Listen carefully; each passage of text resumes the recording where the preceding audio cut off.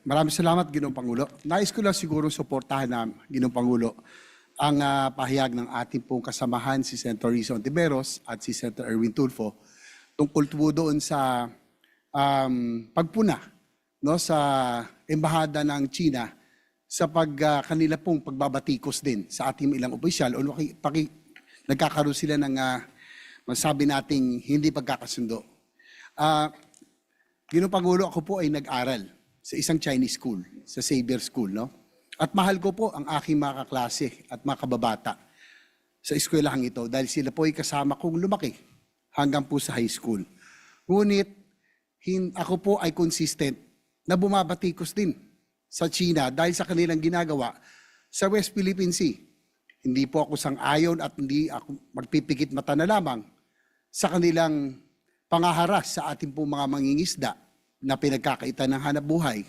Lalong hindi ako sang-ayon sa kanilang pambabastos sa ating mga Coast Guard.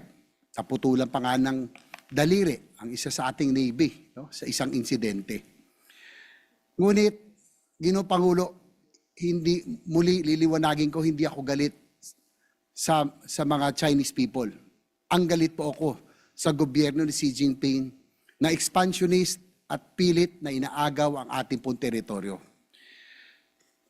Nagkaroon po ako ng pagkakataon, Mr. President, doon po sa IPU dahil hindi po nagpunta ang dating Senate President po natin. Ako po ang nagrepresenta sa ating pong Senado at nagsalita po sa forum at nandun po ang iba't ibang bansa at inihayag ko ang sitwasyon sa West Philippine Sea at ginagawa po ng China sa ating po dito, sa ating pong Navy at sa Coast Guard at sa mangingisda. Siyempre, natural na tumindig din po ang representante ng China at siyempre po inihayag yung kanila pong posisyon.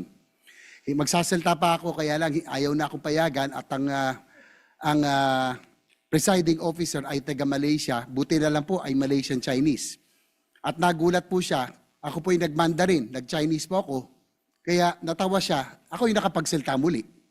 Kaya inihayag natin at ang ating posisyon at naiklaro natin na talagang ang China ay talagang hindi ginagalang at nirerespeto ang desisyon ng UNCLOS. Mr. President, before I end, gusto ko lang sabihin na gusto ko pong suporta ng ating mga opisyal na nagsasalita ngayon. Hindi masama na tindikan ang ating soberenya, hindi masama na ipaglaban ang ating teritoryo at lalong hindi masama ang itaguyod ang interes ng bayan.